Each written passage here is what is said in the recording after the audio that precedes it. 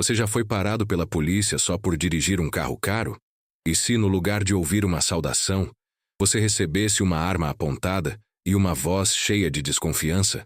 Isso aconteceu com a capitã do Exército Brasileiro, Major Fernanda Oliveira, numa tarde comum em Brasília, quando voltava do supermercado dirigindo sua SW4 preta. Ela vestia uma camiseta lisa, calça jeans e chinelos, cabelos presos, rosto limpo. Estava cansada. Havia passado a manhã ajudando a mãe num mutirão comunitário no Paranoá. Nada nela gritava autoridade. E foi justamente isso que despertou o preconceito de quem deveria protegê-la. Na altura da asa norte, ela percebeu as luzes vermelhas no retrovisor. Pensou, devo estar com o farol queimado. Encostou calmamente, abaixou o vidro e esperou a abordagem. O policial, um sargento da PMDF, nem se apresentou. Só apontou e disse, motor desligado, mãos no volante. Esse carro é seu? Fernanda manteve a calma. Disse sim e perguntou por que havia sido parada. Ele ignorou. Documento do carro e identidade agora. Quando ela anunciou que ia pegar a bolsa no banco do passageiro, ele gritou, não mexe, mantenha a mão aí. Em segundos o rádio chiou. Suspeita localizada, possível envolvimento em furto de veículo de luxo. Ela ouviu aquilo sem acreditar. Suspeita? Ela? Uma mulher negra de 30 e poucos anos, num SUV, num bairro nobre. Bastava isso? Em silêncio ela encarou o PM. Não havia medo em seu rosto. Havia algo mais perigoso. Frustração contida. Porque não era a primeira vez que isso acontecia. Só que agora seria diferente. Ele ainda não sabia com quem estava lidando. E quando descobrisse, seria tarde demais. O rádio do policial chiava enquanto ele circulava o carro devagar, lançando olhares duros para cada centímetro da SW4. Fernanda manteve as mãos firmes no volante. Não piscava. Não falava. Cada movimento seu era calculado. Sabia bem o risco de um gesto mal interpretado. Sabia demais. Nome completo. Ele exigiu, de repente, agora já do lado da porta dela. Ela respondeu com voz firme mas contida. Fernanda de Oliveira Costa. Mora onde? Lago Sul. O PM bufou, cético. Lago Sul? Repetiu com ironia. E esse carro aqui? Tá no nome de quem? Meu. Quer ver o documento? Quando eu mandar. Fica aí. Mãos visíveis. Fernanda engoliu seco. Ele não estava ali para averiguar. Já tinha decidido tudo o que precisava ao ver seu rosto pela janela. Enquanto o policial voltava para a viatura para verificar no sistema, outro carro da polícia estacionou logo atrás, com um segundo agente, aparentemente mais novo. Um soldado. O reforço. O protocolo já estava escalado. Como se ela fosse uma criminosa armada. Ela observava tudo pelos espelhos. O novo policial não se aproximou imediatamente. Ficou junto ao capô da viatura, trocando palavras rápidas com o sargento. Fernanda não conseguia ouvir, mas via o olhar do novato. Desconforto. Não era raiva. Não era pressa. Era hesitação. O sargento voltou, agora visivelmente mais impaciente. Sai do carro. Com licença, posso perguntar o motivo? Desce agora. Mãos para cima, dá a volta devagar. Vai. Ela obedeceu. Abriu a porta lentamente, colocou os pés no asfalto, mantendo as mãos levantadas como se estivesse em um treinamento que conhecia bem demais. A voz dele vinha por trás com um comando atrás do outro. Vira de costas.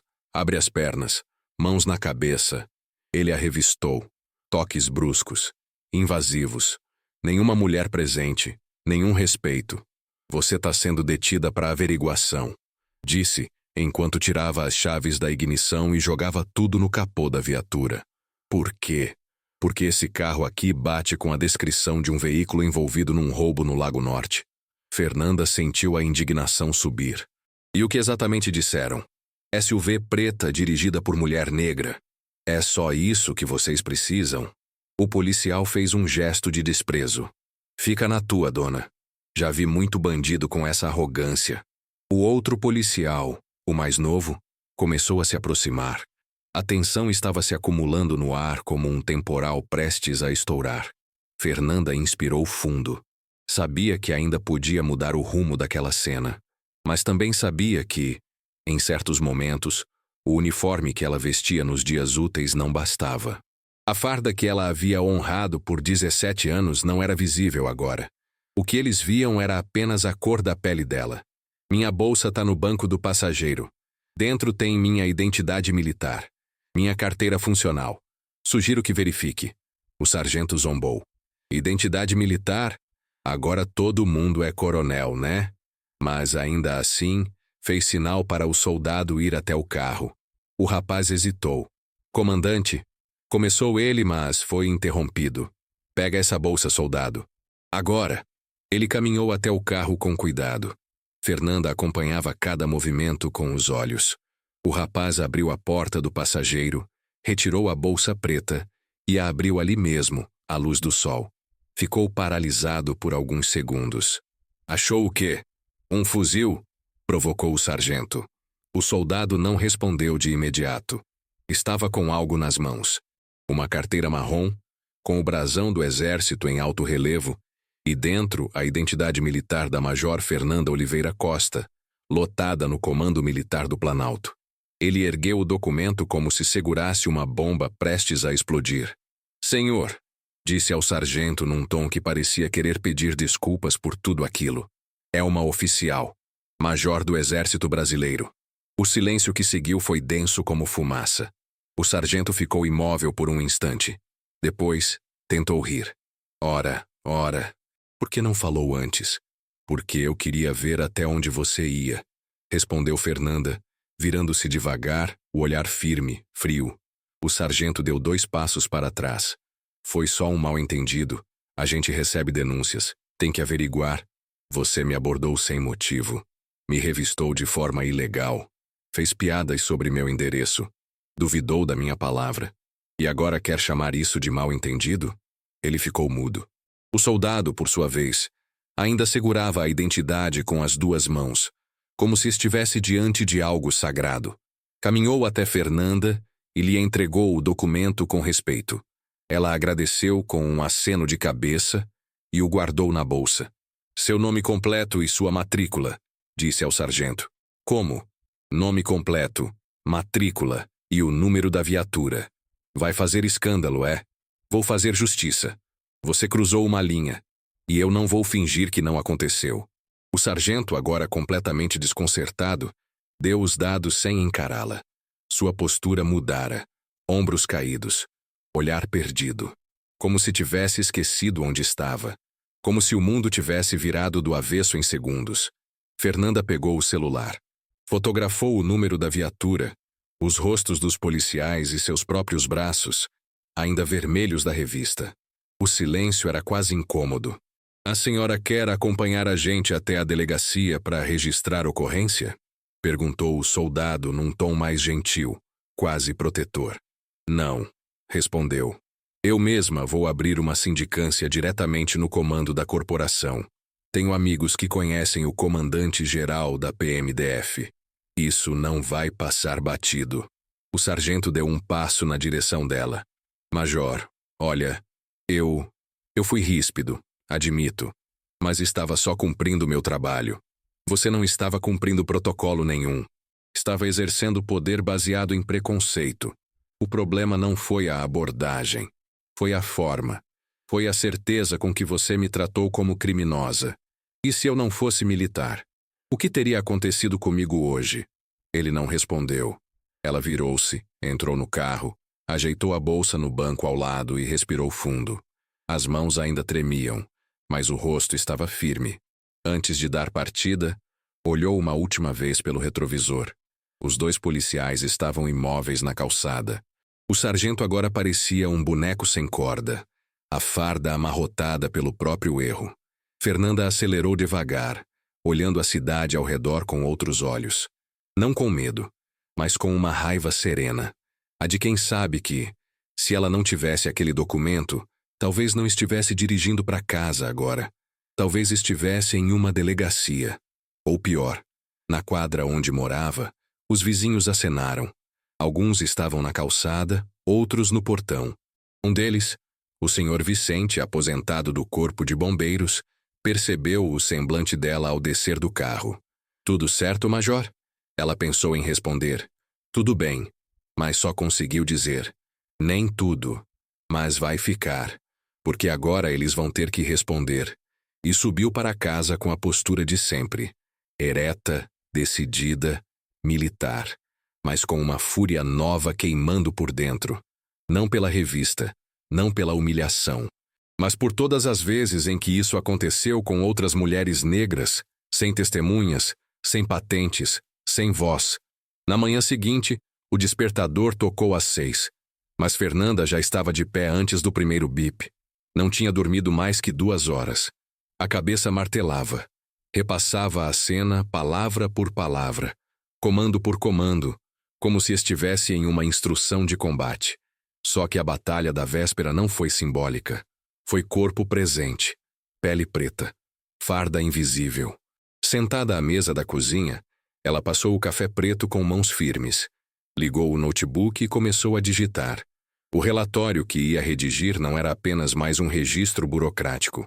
Era a linha que ela precisava traçar entre "isso aconteceu comigo" e "isso precisa ter consequências". Digitou tudo com precisão, desde a primeira luz da viatura até o momento em que foi liberada, com o rosto ainda queimando de indignação. Detalhou falas, gestos, até o tom de voz. Nome completo dos envolvidos, horário, local exato da abordagem, características do carro, sua própria reação. Cada parágrafo era um lembrete de que ela sabia se defender. Não com gritos, mas com provas.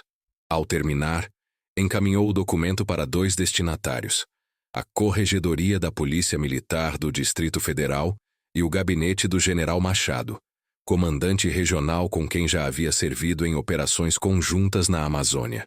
Junto ao e-mail, anexou as fotos da abordagem. Um recado claro: ela não queria favores. Queria procedimento. Queria verdade. Às 8h30, o telefone tocou. Era o próprio General Machado. Major Fernanda, li seu e-mail. Que tipo de tratamento é esse? A voz dele estava carregada de tensão. O senhor leu tudo? Li. E me envergonhei. Isso não pode passar impune. E não vai. Mas eu sei como essas coisas somem, general. Relatórios são arquivados. Desculpas são dadas. E tudo segue como se nada tivesse acontecido. Do outro lado da linha, o silêncio foi pesado. A senhora tem meu apoio. Vou pessoalmente encaminhar esse caso ao secretário de Segurança. Esse sargento precisa ser investigado. Fernanda agradeceu, mas sua voz não amaciou. E quantos ele já abordou assim antes de mim? Vamos descobrir. Na mesma tarde, ela foi chamada para depor. O corregedor responsável, tenente-coronel Azevedo, a recebeu com respeito e gravidade. Era um homem de cabelos brancos curtos, expressão serena, mas com olhos que não perdiam nenhum detalhe. Major, sinta-se à vontade. Aqui a senhora não está sendo ouvida por formalidade. Isso é sério. Ela assentiu, sentando-se à frente dele. E então contou tudo outra vez, com a mesma precisão, mas agora deixando escapar os momentos em que sua voz embargava. A revista foi feita por um homem, sem presença feminina. Ele riu da minha identidade, duvidou da minha origem, e só me tratou com humanidade quando viu o brasão dourado. A senhora acredita que houve motivação racial? Eu não acredito. Eu sei. Azevedo anotava em silêncio, mas em certos trechos, sua mandíbula apertava. Quando Fernanda falou sobre os comandos bruscos, o tom agressivo, o impedimento de pegar sua identidade, ele interrompeu. Isso vai muito além de despreparo. É abuso de poder. E discriminação. E se fosse uma mulher negra sem patente, sem crachá? Ele respirou fundo. É exatamente por isso que isso não pode morrer em um relatório. Fernanda terminou o depoimento depois de quase 1 hora. Ao sair, recebeu um aceno de respeito do coronel, que se levantou para apertar sua mão. Major, isso vai para a mesa do secretário até o fim do dia. E posso garantir que a senhora não está sozinha. Ela agradeceu. Mas no fundo, sabia que o verdadeiro teste não seria institucional. Seria público. 2 dias depois, a história vazou. Um perfil no X, antigo Twitter, postou um fio com o título: Major do Exército é abordada com violência por PMs em Brasília. Só foi liberada após mostrar carteira militar. O post trazia trechos do relato, fotos da viatura e até o print do brasão da identidade funcional. A publicação explodiu. Milhares de compartilhamentos em poucas horas. Comentários revoltados. Jornalistas começaram a entrar em contato. Primeiro locais, depois nacionais. A TV Cultura, o Correio Brasiliense, até a Globo News. Fernanda não sabia quem havia vazado. Nem se importava. A verdade estava na rua. E agora seria impossível varrê-la para debaixo do tapete. No condomínio onde morava, os olhares mudaram. Antes, ela era a vizinha discreta, sempre de uniforme, que cumprimentava com um aceno de cabeça. Agora, alguns a chamavam no portão para elogiar, outros para fofocar. Mas havia também os olhares enviesados, os que perguntavam com falsa inocência: mas também, Major, será que o policial não estava só fazendo o trabalho dele? Ela mantinha a calma, mas respondia com firmeza. Quando o trabalho se baseia em suposição e preconceito, ele deixa de ser proteção e vira ameaça. Naquela semana, recebeu mais de 20 convites para entrevistas. Recusou quase todos. Aceitou uma mesa redonda ao vivo na TV Justiça, ao lado de uma defensora pública e um capitão da PM que atuava com direitos humanos. Na noite da gravação, Fernanda usou o uniforme, não como escudo, mas como mensagem. Entrou no estúdio com a cabeça erguida, sabendo que representava algo maior que a própria indignação. A apresentadora abriu com a pergunta: Major, por que decidiu falar sobre o caso publicamente? Ela respondeu sem rodeios: porque esse caso não é isolado. A diferença é que eu tinha como provar, e essa prova expôs algo que muitas mulheres negras enfrentam todo dia: a presunção de culpa. Durante a conversa, ela evitou ataques. Não chamou o sargento de racista. Não pediu a cabeça dele. Pediu o óbvio: responsabilidade, treinamento, fiscalização e, acima de tudo, mudança. Ao final da transmissão, os produtores a parabenizaram. O telefone não parava de tocar. 2 dias depois, o Comando-Geral da PM emitiu uma nota oficial informando o afastamento temporário do sargento e a abertura de uma investigação disciplinar. A Controladoria Geral do DF anunciou que revisaria os protocolos de abordagem, em especial os relacionados a mulheres e minorias raciais. Mas o que mais impactou Fernanda foi a enxurrada de mensagens, e não de políticos ou colegas, mas de pessoas comuns. Uma mãe de Ceilândia contou que o filho, de 17 anos, havia sido revistado 4 vezes no mesmo mês só por estar de bicicleta à noite. Uma enfermeira do Gama escreveu: sou mulher preta e dirijo um Corolla 2020. Toda vez que sou parada, sinto que preciso justificar minha existência. Cada mensagem era um lembrete do buraco que o caso havia destampado. Não era sobre uma major. Era sobre a rotina de ser julgado pela aparência, de andar com documentos visíveis, de sorrir para evitar confronto, de sair de casa já sabendo que, para alguns, você é suspeita antes mesmo de abrir a boca. No sábado, Fernanda foi convidada a participar de uma roda de conversa organizada por um coletivo de mulheres negras em Taguatinga. O tema era direto: poder, farda e racismo estrutural. Quando pegou o microfone, ela respirou fundo. Olhou as dezenas de mulheres à sua frente. Algumas jovens, outras já avós. Todas com olhos atentos, algumas com lágrimas presas no canto do olho. Eu vim aqui porque naquele dia percebi que meu posto não me protegeu. O que me protegeu foi um pedaço de papel com brasão dourado. Mas e quem não tem isso? E quem não tem farda, nem crachá, nem título? O silêncio que seguiu foi absoluto. Ser militar não me faz melhor, só me deu uma ferramenta para provar que o erro não era meu. E se meu caso servir para expor o que muitas de vocês vivem todo dia, então já valeu a pena. Ao fim do encontro, uma adolescente se aproximou. Devia ter uns 15 anos. Usava tranças longas, óculos grossos e uma camiseta com os dizeres: não sou sua exceção.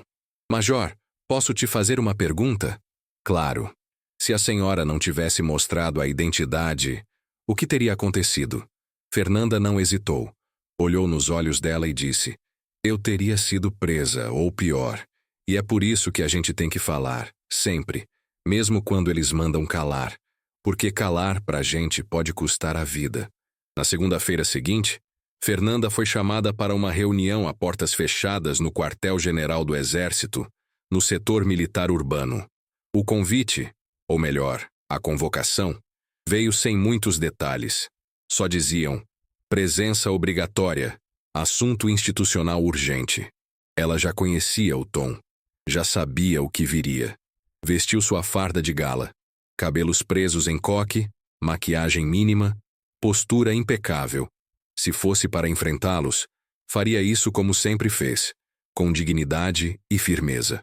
Ao entrar na sala, encontrou 3 coronéis, um general de brigada e uma assessora jurídica. Todos homens, todos brancos, todos com pastas fechadas à frente. Ninguém sorriu. Ninguém ofereceu café. Major Fernanda, começou o general, agradecemos sua presença. O motivo dessa reunião é esclarecer a repercussão recente de sua abordagem por policiais militares e o impacto que isso gerou dentro e fora da instituição. Ela permaneceu em silêncio. Sabia que não era uma conversa, era uma contenção. Sua conduta tem sido elogiada por muitos, inclusive por membros do próprio comando. Mas a exposição midiática do caso, mesmo que involuntária, levanta preocupações quanto à imagem das Forças Armadas em temas sensíveis como racismo e abuso de autoridade. O senhor está sugerindo que eu fui imprudente ao relatar o que vivi? Ela interrompeu, mantendo o tom neutro, mas afiado. O general hesitou. Os coronéis trocaram olhares. Não estamos aqui para culpá-la, major, mas sim para orientá-la quanto aos desdobramentos.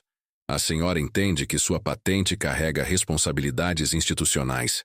Qualquer fala pública pode ser interpretada como posicionamento oficial da corporação. Compreendo perfeitamente. Mas também entendo que calar diante do abuso não pode ser a postura oficial do Exército Brasileiro. Um dos coronéis pigarreou. Outro abriu uma pasta e começou a ler relatórios de conduta. Pareciam procurar algo. Alguma brecha para classificá-la como subversiva, incompatível com a disciplina, politicamente inconveniente. Mas não encontraram nada. Fernanda era uma militar exemplar. Boletins impecáveis, missões de campo com louvor, operações logísticas na Amazônia, cooperação com forças de paz, reconhecimento por ações de combate à dengue. Sua ficha era limpa. Mais do que isso, era motivo de orgulho. Major, disse por fim a assessora jurídica, o comando gostaria de sugerir que, a partir de agora, qualquer nova fala sobre o episódio passe por revisão prévia do setor de comunicação. Isso evitaria distorções e desdobramentos que possam ser explorados de forma errônea por setores da imprensa. Em outras palavras, rebateu Fernanda, querem que eu peça permissão para contar minha própria história? Queremos garantir que a instituição não seja envolvida em disputas ideológicas. Ela riu. Baixo. Um riso que não carregava humor, mas cansaço. A disputa, senhores, já começou. E não fui eu quem iniciou. Eu apenas sobrevivi a ela. O general se ajeitou na cadeira. Ninguém está negando o ocorrido, major. Apenas precisamos conter danos. E quais danos o exército sofreu? O de ter uma oficial negra que denunciou um abuso? O de ter se mostrado humano? Dessa vez, o silêncio foi mais longo. Ela se levantou. Se essa reunião foi para me intimidar, fracassaram. Eu continuo no mesmo lugar de sempre, honrando minha farda, protegendo este país e denunciando o que está errado. E não serei silenciada. Sem esperar liberação, deixou a sala. Sua farda não parecia mais apertada. Pelo contrário, estava leve, como se pela primeira vez vestisse algo que realmente a protegia. Ao sair do prédio, o celular vibrava sem parar. Havia uma nova onda de mensagens, dessa vez por um motivo inesperado. A Defensoria Pública do Distrito Federal acabara de divulgar um relatório que apontava práticas sistemáticas de abordagem discriminatória por parte da PMDF, com base em dezenas de depoimentos de mulheres negras abordadas entre 2022 e 2024. O caso de Fernanda tinha sido o estopim para que outras vozes surgissem. Uma matéria da BBC Brasil trazia o título Da Farda à Humilhação. Mulheres negras relatam abusos em abordagens policiais no DF. Entre os depoimentos, havia o de uma cabeleireira de Samambaia, uma professora de Ceilândia, uma estudante da UNB. Todas com histórias semelhantes. Carros suspeitos, perguntas invasivas, suspeitas infundadas, medo. Fernanda leu cada relato como quem reconhece irmãos perdidos. Era como se as palavras tivessem saído da boca dela. A matéria causou rebuliço. A ouvidoria da PMDF foi acionada. Um grupo de deputados distritais protocolou um pedido de audiência pública para tratar do racismo institucional nas forças de segurança. Até mesmo o Ministério Público Federal se manifestou, solicitando acesso aos dados da Corregedoria da PM sobre o sargento que abordara Fernanda. Ele, por sua vez, seguia afastado, mas ainda em silêncio. Nenhum pedido de desculpas, nenhuma retratação, nenhuma palavra. Isso incomodava Fernanda. Mas o que mais a surpreendia era o incômodo que isso causava nos outros. Muitos queriam que ele pedisse perdão. Outros exigiam demissão. Alguns diziam que ele precisava de reeducação. Ela não queria nada disso. Queria estrutura, queria política pública, queria transformação. Na sexta-feira à tarde foi convidada para participar de uma audiência no Congresso Nacional, em uma sessão da Comissão de Direitos Humanos. Aceitou. Ao chegar ao plenário, foi recebida com aplausos tímidos. Mas conforme começou a falar, a sala se calou. Não sou ativista, não sou política, não sou exceção. Sou uma mulher negra, brasileira, militar, e fui tratada como criminosa sem nenhum motivo. Isso precisa parar. Ela falou por quase 20 minutos. Nenhuma pausa para dramaticidade, nenhuma lágrima. Só fatos, com a mesma frieza que usaria ao relatar uma missão. Ao final, um deputado tentou deslegitimá-la.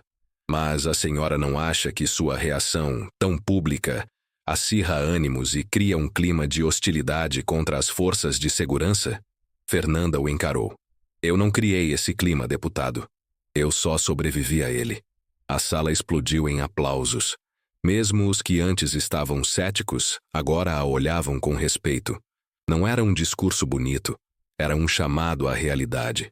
Na saída, uma jornalista se aproximou. Major, como a senhora se sente agora, depois de tudo isso? Ela pensou por um instante antes de responder. Exausta, mas em paz, porque eu sei que essa história não é só minha. E enquanto ela continuar ecoando, talvez outras não precisem vivê-la. Naquela noite, sentada em sua varanda, Fernanda observava o céu de Brasília, pontilhado de estrelas. Pela primeira vez em semanas, não estava com raiva. Sentia algo mais profundo, mais duradouro. Não era alívio. Era propósito. No domingo, Fernanda acordou antes do sol. Ainda era escuro quando ela calçou os tênis, prendeu o cabelo em rabo de cavalo e saiu para correr nas ruas silenciosas do Lago Sul. Era sua rotina desde os tempos de cadete, quando aprendera que o silêncio da manhã era o único momento em que o mundo parecia não querer arrancar nada dela. Correu sem fones, sem música. Apenas o som da própria respiração e dos passos ritmados no asfalto molhado da madrugada. Cada batida no chão parecia empurrar para longe os escombros dos últimos dias, mas não apagava, não resolvia, apenas organizava. Ao voltar para casa, abriu o portão automático, entrou na garagem e, antes mesmo de desligar o carro, o celular vibrou com uma notificação. Era uma mensagem da repórter da TV Cultura, aquela com quem falara na semana anterior. Major, bom dia. Acabamos de receber confirmação. O sargento envolvido na abordagem foi oficialmente afastado por tempo indeterminado e responderá a um processo administrativo. Fontes dizem que a Corregedoria encontrou inconsistências em outros 3 casos recentes. Você gostaria de comentar? Ela leu a mensagem devagar, em silêncio. Era a primeira consequência concreta. Não era justiça. Não ainda. Mas era algo. Em seguida, outra mensagem. Dessa vez, do WhatsApp de uma colega da turma de formação militar. Fernanda, você viu? Seu nome está nas redes de novo, mas dessa vez é diferente.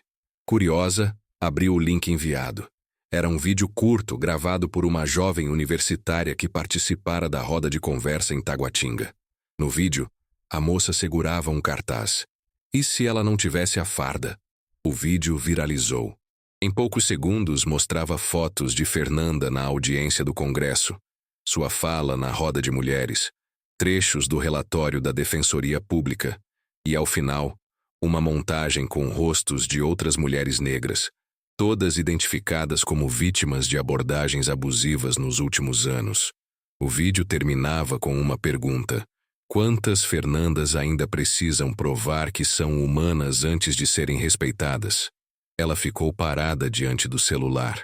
A imagem congelada da própria farda, com o brasão do exército reluzindo na luz, parecia ainda mais pesada agora, mas não como fardo, como símbolo de responsabilidade. Decidiu responder à jornalista: não tenho comentários oficiais no momento, mas estou disponível para uma conversa séria sobre mudança estrutural. Se for isso que vocês querem contar, conte comigo. Mais tarde, naquele mesmo dia, foi convidada para visitar uma escola pública em Planaltina. Um professor de história, ao saber do seu caso, organizara uma atividade com os alunos do ensino médio para discutir racismo estrutural e direitos individuais. Fernanda hesitou, mas foi. Ao chegar, foi recebida por aplausos tímidos e olhos arregalados. Um grupo de meninas a rodeou, tímidas, sorrindo. Uma delas, de tranças finas e uniforme surrado, segurava um caderno apertado contra o peito. É verdade que a senhora enfrentou 2 policiais e ficou calma o tempo todo? Fernanda sorriu. Não foi calma, foi sobrevivência. A diferença é sutil, mas muda tudo. A menina franziu a testa, tentando entender. Ela continuou. Se eu tivesse gritado, reagido, me movido de forma brusca, talvez vocês estivessem ouvindo essa história de outra pessoa, ou lendo em uma nota de rodapé. Mulheres negras não têm o mesmo direito de se desesperar.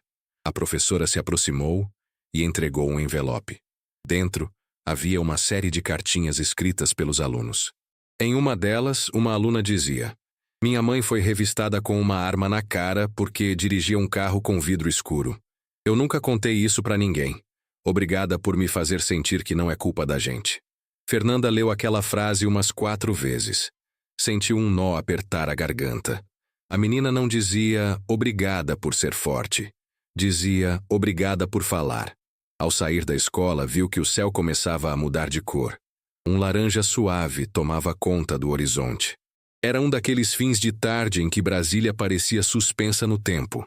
Ela sentou-se no banco do carro, mas não ligou o motor. Pegou o celular e abriu a galeria. Revê as fotos da abordagem, a mão do policial em seu braço, a viatura, o número da matrícula, a marca do cinto de contenção, as provas.